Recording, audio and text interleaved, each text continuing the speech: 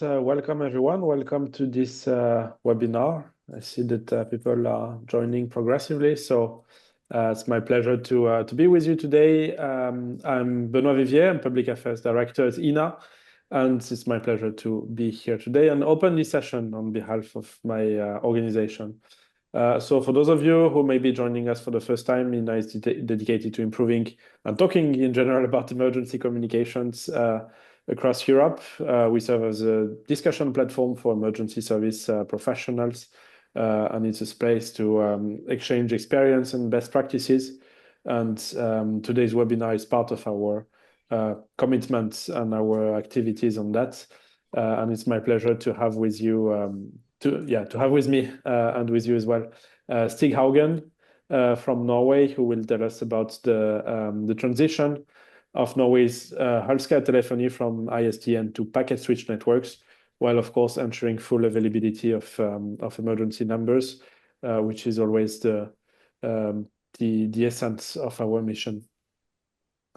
There will be also Q&A session towards the end where you can pose your questions, of course, to Stig. It's an open discussion, so we of course value your question. Before we begin, a few housekeeping points. So first of all, just want to say that this webinar is being recorded and will be available on our website shortly after the session, which is the case for almost all webinars we do. So always have a look, ina.org/webinars, and you'll be able to find the recording from all our previous webinars.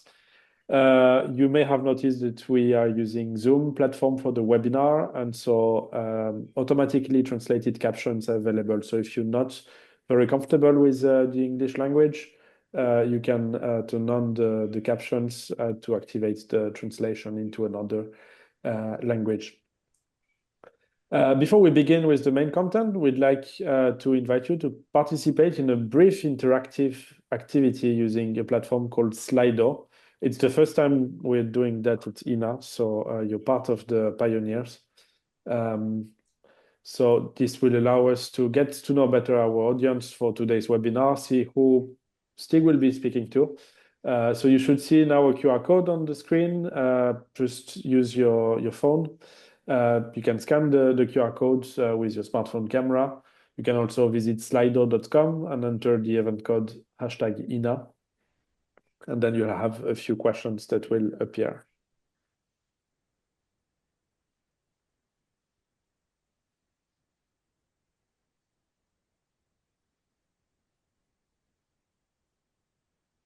So the first question is to know where you're joining us from today. And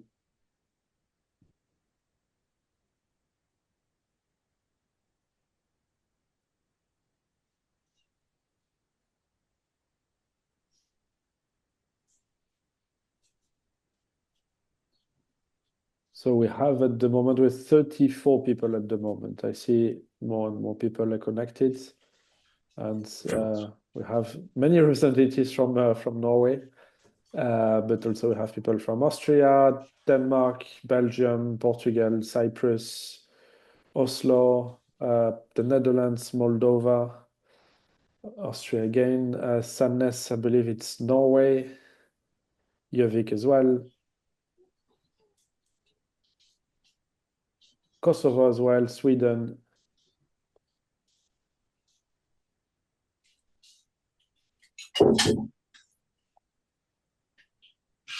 So we have good representation, and I see more members connecting from different countries actually. All right. Next question would be asking which sector you represent, just to understand also better who's the audience with us today.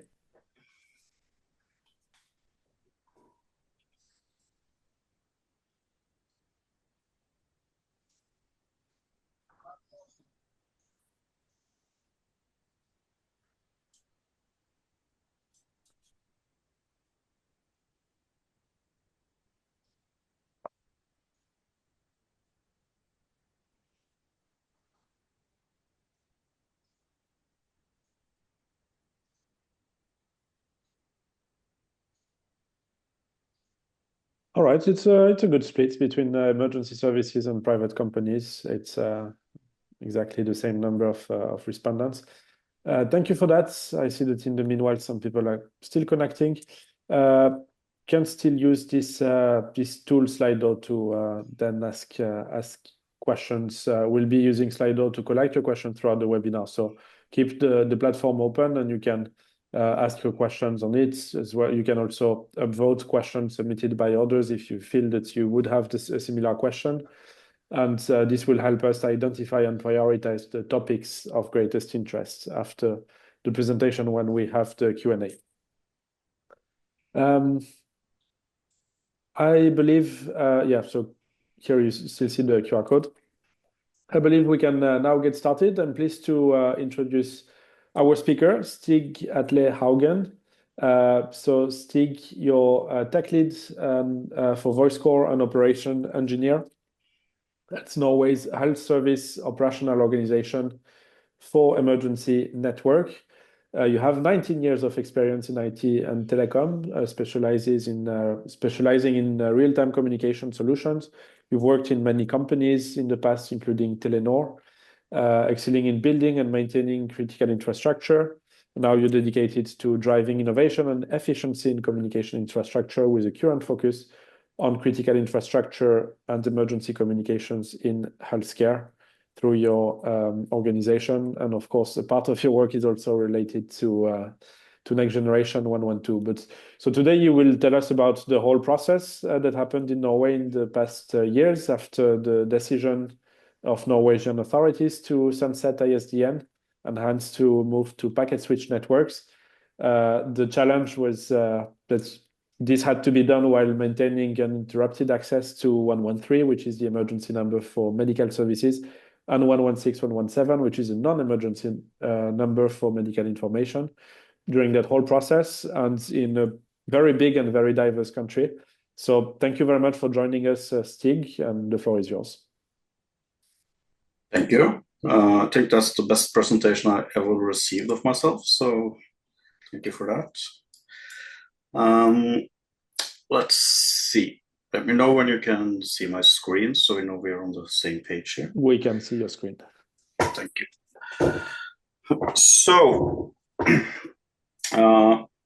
as you said, we're going to talk about ISDN to packet switch networks while making sure that we don't have downtime. And what we will look into is our past 5 years of moving from ISDN to packet switch network in Norway, and we will also look a little bit into what we're doing over the next coming year, basically. So I will start with a brief intro on how emergency communication are organized in Norway and specifically how we organize in healthcare, because I believe this is slightly different than in other countries.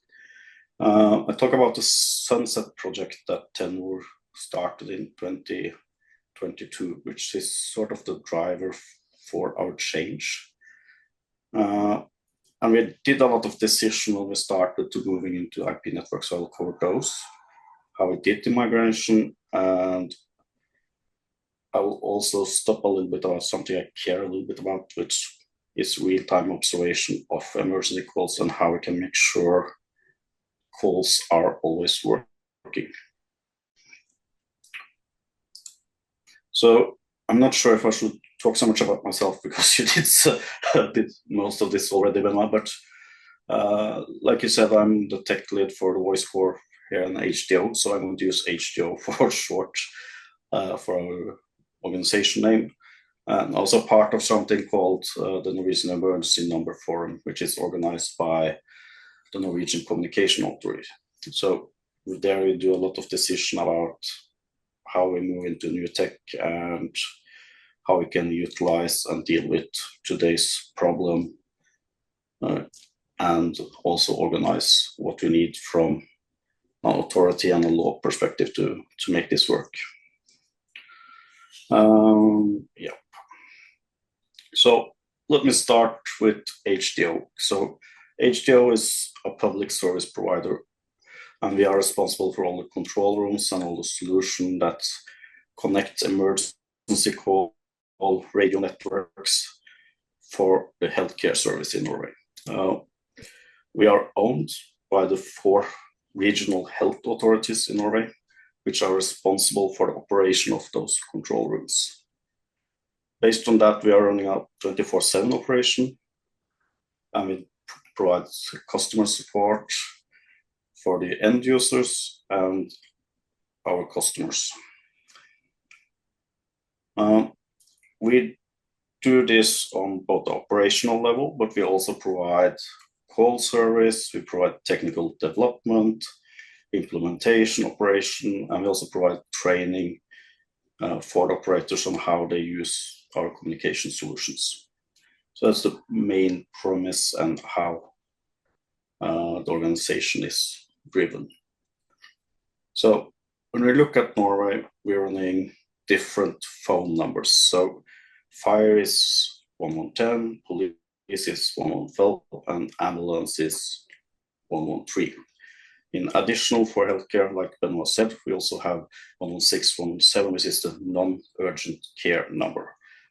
And this is also, to my surprise, a little bit that is not so much used in Europe, because this is a pan-European number. So I think this is something that maybe should be more used when we look across Europe. But the point of that number is that whenever you have an emergency that is not a real emergency, but it cannot wait while your doctor is closed, you can call that number and you get the help out of office hours for the doctor. So that's main purpose of it.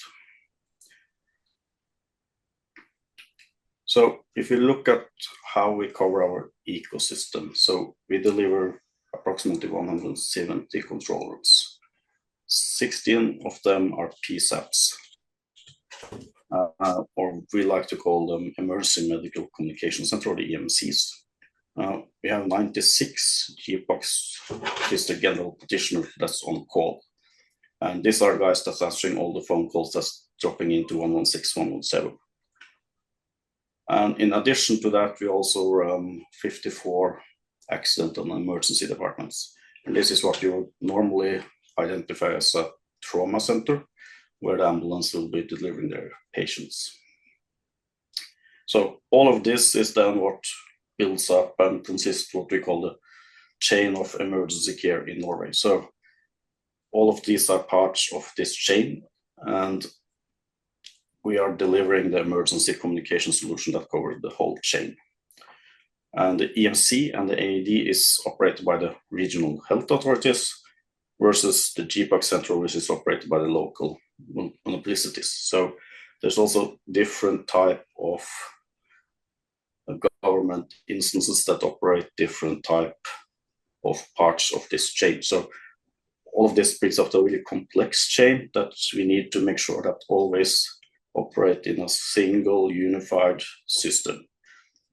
And in general, I think we have something like 450 operating positioning across the whole of Norway. And Norway is a long country, so coming from the south to the north bring a lot of complexity when you're starting to build up a full-scale network which you need to cover. So when we started looking into this, our driver for it was that we needed to replace our communication platform. And we also soon realized that we need to add a new form of infrastructure to support an IP to IP based communication solution. So that was the first driver that we had. And to realize this, we started looking into how do we want to build this solution. So we started looking at what standards for telecommunication, what are the well-known tried suppliers, and then we needed to try and adapt this into our needs. And we ended up with a combination of open source and commercial products. And we also had a really high drive for minimal dependency on other infrastructure, because what's important in an emergency network is that you always need to make sure that the call ends up someplace. So we didn't want to have connectivity or dependencies into a virtualization platform or any common platform. So we needed to make sure that our core network always were alive and could do something with our calls. And then lastly, it's security threats. That's quite something that has been evolving. So back in 2020, when we started doing this, it was important, but we didn't see so much security threats facing a phone network. It was mostly people trying to earn money by stealing PBXs and stuff like that. And this has really started to move over the past few years, where it's been more, we have seen more actively cases where also governments have started to attack critical infrastructure, especially in telecom. So we have seen an example of that in the States. So this is something that's really gone up there on the top of the list of what's important when you start to doing your decisions.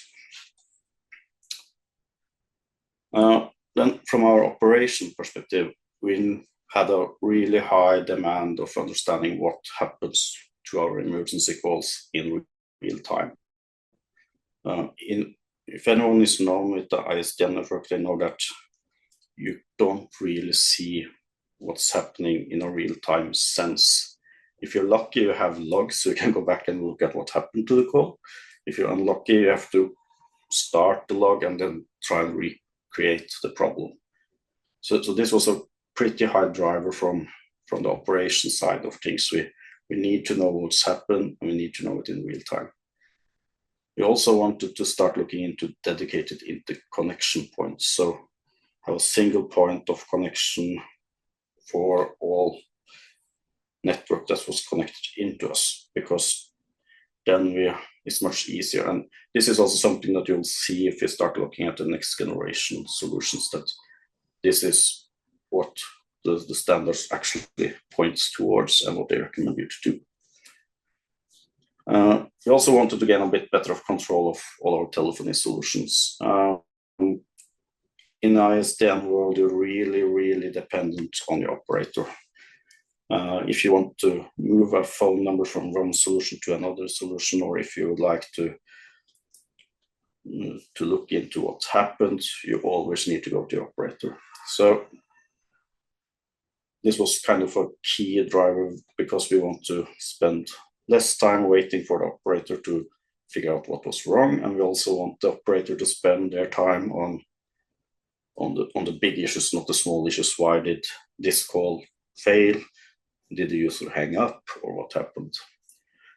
And then we also want to drive a more fast and agile process. And I will come really back to that part when we start looking into how we moving from the ISDN to the SIP world, and then from the SIP world into the next generation.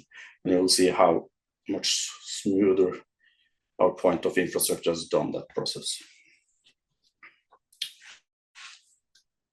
So in the summer of 2021, Telenor shared with us a lovely letter saying that they will shut down the ISDN network. So this was nothing, it didn't come as a surprise. We knew this was happening, but we was kind of hoping that we will finish our new infrastructure before they were shutting down their old, because we were stuck in building a new infrastructure. And then they came with this, and it takes a lot of time to sunset the system. So this made us rethink our strategy. So we had our long-term goal, but now they were sunsetting, and we need to try to throw ourselves around and start rethinking about what are we doing now. So we have started to form the new core network at this time, and we were then thinking, okay, what can we do about it? Can we reduce what we have started to do to then fit into this sunset strategy that Telenor was putting towards us? So what we decided to do was, okay, let's reuse our core network and then figure out how can we make that core network work together with our legacy solution that's talking ISDN. And what we ended up doing is that we put in a lot of SIP to ISDN gateways, which then can convert back to the old solutions. So we then started building a national-wide infrastructure over the next year or so. And when I said building a national-wide infrastructure, I mean everything. We were doing fibers, we were doing data center build-ups, we were doing everything from the bottom up. And we spent the next year, and Norway is a large country, so some places it took almost a year before we had the fiber up and running. So yeah, that was sort of the longest progress we had in the whole time. And then we figured out, okay, we also need to move into this world of observability, so we can figure out what's happening with the calls. Do they go wrong? Do they fail? Do everything work? And that's something we needed before we started putting live calls on the system. So at the same time we built all this infrastructure, we also built a full ecosystem around our operation and our testing and our monitoring of traffic and incident and our service desk. So we then ended up with a full-scale new network with a full-scale monitoring and an ecosystem around it. So at the beginning of 2020, we were in a state where we could start thinking, okay, now it's time to start thinking about moving. And at that time, we had roughly, I think, 210 or 220 euro ISDN connection all across Norway. And they consist of something close to 12,000 phone numbers that serve all those 170 control rooms. And they are spread around 19 locations. So there's a lot of co-hosting here. So we end up with 19 locations, which are then the points where we had to reconnect and disconnect the old network. So if we started looking at how this looks, so let me get my pointer. So the existing network was connected to the legacy CS or circuit switch network, which was directly connected into our legacy solution. This is the red line here will symbolize our ISDN connection. Stig, sorry for interrupting you, but I think we lost the screen actually. We see only a gray screen. Oh, you only see the gray screen. Okay. Let me re-share my current screen. Yes.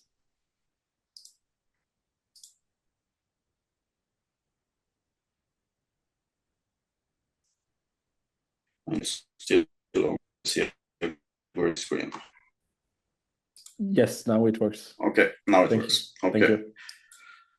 So this red line here would be what our existing ISDN connection, which we at the time had over 200 of. So what we did then was that in parallel we built this new HDO core network, which here for simplified reason I only draw a single data center, but of course we have several data centers, several infrastructures, so you get the resiliency in this, because that's sort of important. But for simplicity, we have added just one data center here. And what we did is that we added this ISBC, or the border control function, which is a single point of integration for all incoming calls from any external network. And from that, we added another border control function, which you'll see quite soon in the next generation solution, where the main purpose is to convert back to our ISDN network. And then we can add that in parallel with our existing network. So that means that we will have one leg in the new network and we will have one leg in the existing old network. So this sort of gives you the premise to be able to have two operating networks at the same time, and you can start thinking about moving traffic from the old network to the new network.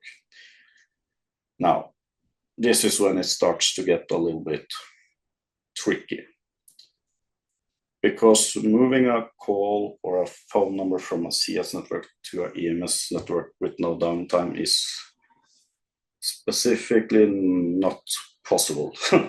And the reason behind this is that the phone number can either exist in the switch network or it can exist in the EMS network. It cannot originate in two sites at the same time. So this is really where we started to talk to Telenor, and we need some sort of magic. And Telenor we have a quite good dialogue with Telenor, so they came up with a really good solution to this together with us. And what we ended up doing was adding 10,000 new numbers in the IMS network, which sort of gave you, okay, we have an existing number on each side. And then they had the ability to then forward all calls in the old network towards the IMS network. And they can do this before it actually terminates in the old network. So what that means is that we will basically shortcut the line of communication from the caller and just jump across and into the IMS network. And then we can just unplug the old network. The user won't know anything, the controller won't know anything, and no one actually knows. The only reason the PSAP knew that we did something was that we placed 4,000 or 5,000 calls asking them if it still was working. And at that point, they started to get a bit annoyed. But we managed to do this switch over, and then after that was done, we could unplug the ISDN, and we could then basically just say, okay, let's move the phone numbers, because then we could move the phone numbers because they were shortcutted and went directly into the IMS network. And then we moved it over to the IMS network, and everything will reside in an IMS network and move the SIP to SIP way. Yeah. So if we start then looking at where we are today, and this is sort of where it starts to get interesting, and you will see why this long-term thinking starting to pay off, because now we're starting to get into a world where our new PSAP solution, our new communication solution for the GPOP, the AEDs, and the PSAPs are ready to come into life. So since all phone calls is already ending up in our border control function, our ISDN-based, we can simply then just move the call towards the new solution. We don't need to involve the operators to move the call. We don't need to talk to anyone around us, but we are in full control ourselves. So our goal for that is then, we have added a new border control function here, which you will see is quite heavily referenced in the next generation 112 and the SNet configuration. And we have also done something here. We added an application server layer in our core network. And the reason for this is quite simple. What do you do with your calls if your PSAP solution dies? That's not something that's taken into consideration in the standards, because we need to have some place to send the call. And this application server will know any backup solutions or any place where you can route the call if our primary solution is down.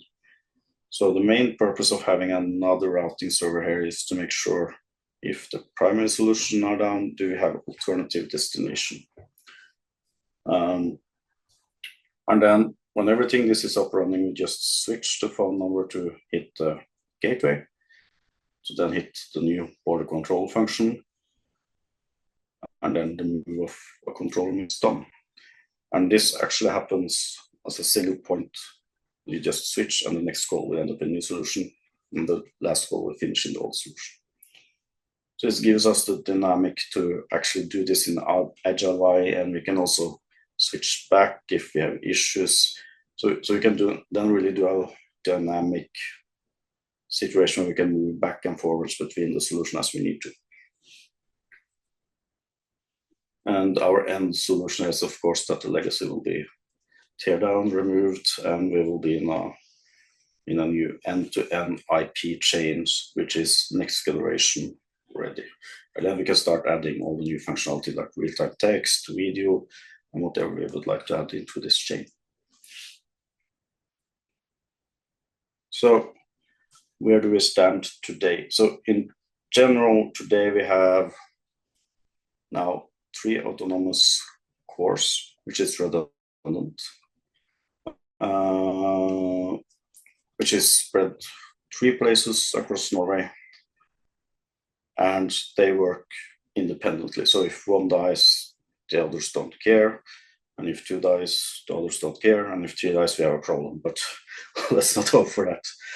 And into those, we have 2 telcos connected, and we have 3 of the 4 health regions in Norway are connected. So we have created a large-scale network where there's no need for the telco connectivity to call between, for example, a PSAP or the AED or the GPOC. They can call any phone inside the hospital without leaving the network. So we don't need to go into public switch network. And in general, we have 45 edge elements today, which supports the existing communication platform. And the network now consists of roughly 300,000 numbers. So that's every phone and everything that you find in any hospital in Norway is now included in this full-scale network, which has kind of moved quite and expanded quite expensively over the past year from where we were when this actually moved out of the ISDN world.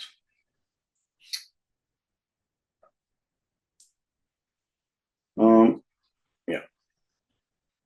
So some key takeaways, which I think is the most important part here, is that when you start transitioning and start thinking about transitioning, create your long-term plan. The reason for this is that it saves you a lot of work. We're seeing now that we can reuse our same investment and our save technology that we started when we moved away from the ISDN network. And it's quite clever to then just don't focus on solving your current issue, but also start looking at your next generation 1-on-2 plans, start looking at how can you support the next technology when you start moving across. This will save you a lot of time later. Work with your network providers and ask them what they can do to help you when you're starting to move. There's always someone there with a good plan which can help you, and you can't really transition from a circuit switch network to IMS network without good help from your telecom operators. It's just not possible. And whatever strategy you choose, there's no one blows that fit everything. We ended up doing it our way because that worked quite fine for our needs, and we have quite a few. We have the PSAPs, but we also have the ADs, and we also have the GPOCs, which all have different types of needs. The GPOCs and ADs is of course important, but they're less important in the world than the GPOC or the PSAP. So they have different needs, but we need to handle them the same way, sort of. But there's no gloves that fit all, so you have to plan for what your needs are. And we have grown quite large now, so just like take one piece of part, we have built over 5 years, so do one part at a time to build up your infrastructure. And secondly, rethink your strategy for monitoring a telephone network. And this is sort of something I have quite dear, because theoretically what we have done every year when monitoring telephony, we have been reactive. So usually there's someone telling you that the phone doesn't work or the emergency number doesn't work. And when we started to move into the world of observability, and this is something we can probably talk about a long time, but then you're moving into a world where you can see what's happening in real time and figure out something is changing in the network, and you're starting to some components start to fail, and then you can start to isolate those components before it create a much larger and major issue for you. So observability is key when we're moving forward into our next generation solutions, which we should really start and adopt into our emergency networks to figure out what's happening with our calls. And as I said, all the drawings I showed was quite simple. And you need to add resiliency. So our main point is that you need to duplicate everything. And what do you do if your PSAP software dies? Do you have a plan for that? Or where do you place your call? Where do you move them? Do you have a solution that's able to reroute your traffic if your communication solution or your endpoint fail? You also need to take that into account. Yeah, so I don't think I'm too far off on time now, Benoit, but I think that was more or less what I wanted to say. That's perfect. You're very good with the time, as expected. Well done. Thank you so much. Right, now it's time for questions. We still have a few minutes. The good sign is that we kept exactly the same number of people since the beginning, so you were not too boring.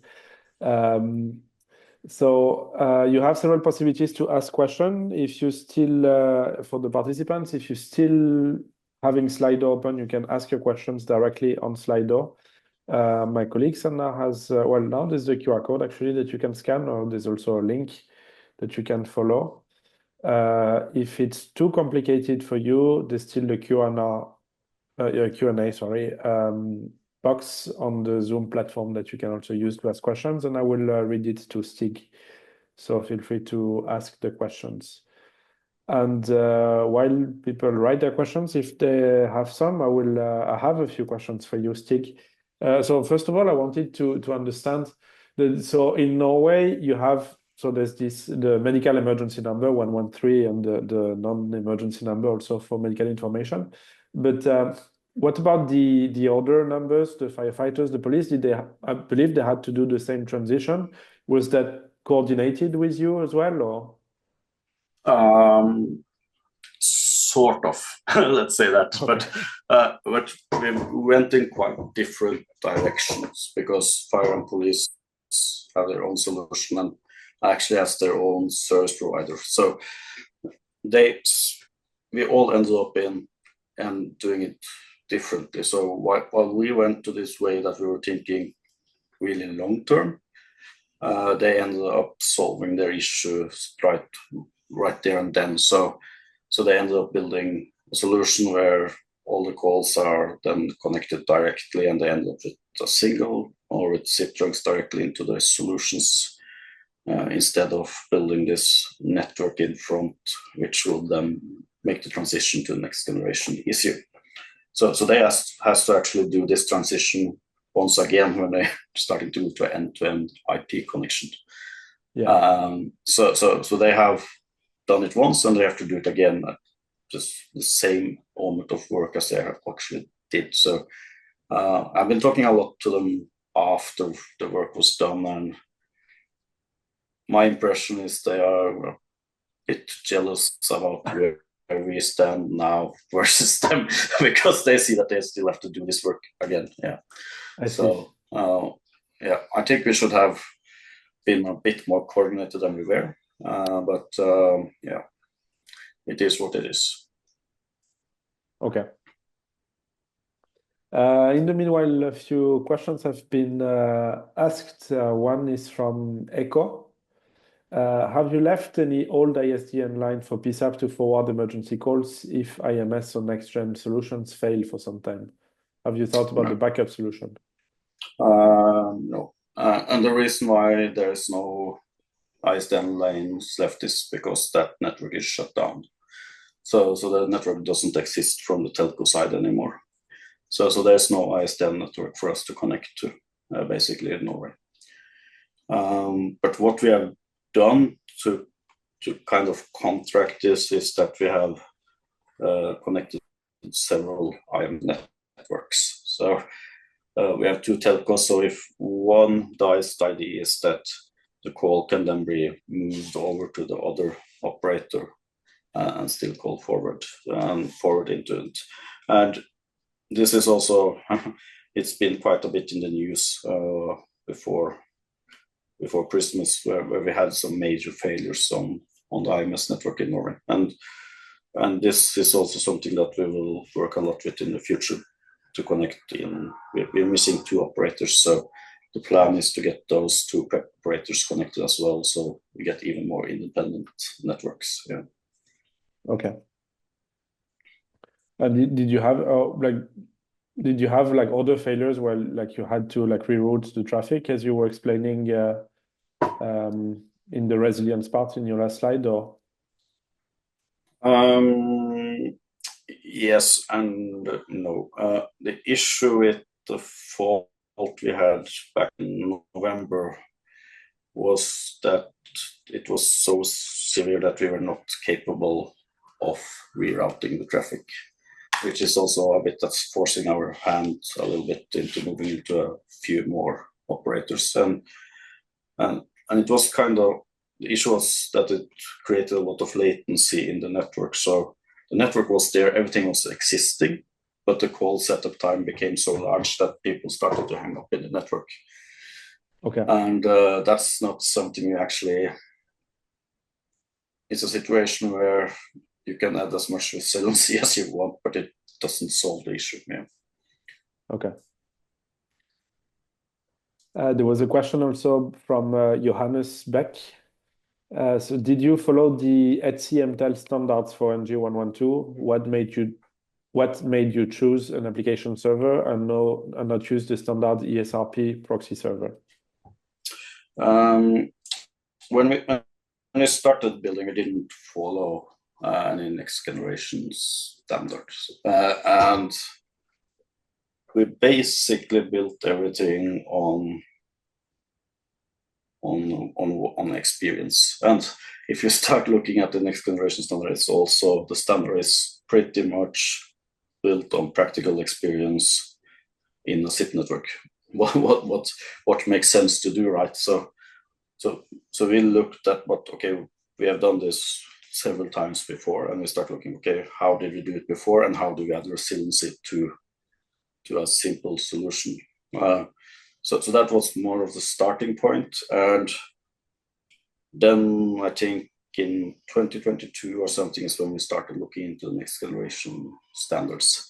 And then we started figuring, okay, we need to make sure whatever we do also support that kind of standard. So when we then started to choosing and making sure that vendors support this and supports the standard and gives us the possibility to just add in functions, that choice was done a little bit later, and quite happy to say that our vendor is a pretty large telco vendor. So basically what we have chosen here is not an enterprise solution we have built based on a tier 1 and tier 2 telecom network solution. So it's quite functional in the way of what we can support. So we're in a quite good state, but the driver and the choices didn't start in that standard, but that's mostly where we spend our time now and looking at that to figure out our next move based on that standard. Yeah. Okay. Interesting, and thank you for your question, Johannes. Don't see any other question, then I will ask you a last one. So you mentioned and you presented very well that you made this very comprehensive plan in the beginning. Were there any unexpected obstacle that you met, something that you had not anticipated and then that was faced? And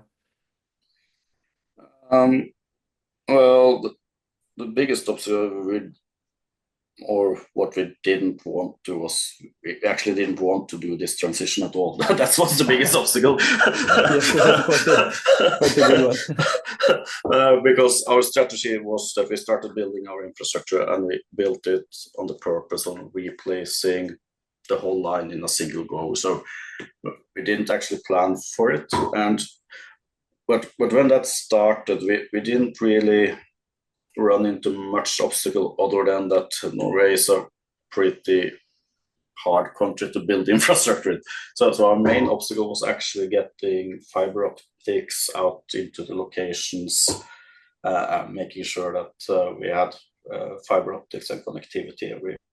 So connectivity was our biggest issue when we started, when we're looking back at it. So especially in the northern part of Norway, there's 6 months of frozen earth, so you can dig a fiber cable, or so you have to fit everything into the time window where you can actually build your infrastructure. And and it's quite a large network as well. I think if you would turn it upside down and you will look at how far it will reach, it will probably reach down to Italy or something in our network size. So it stretches out quite far.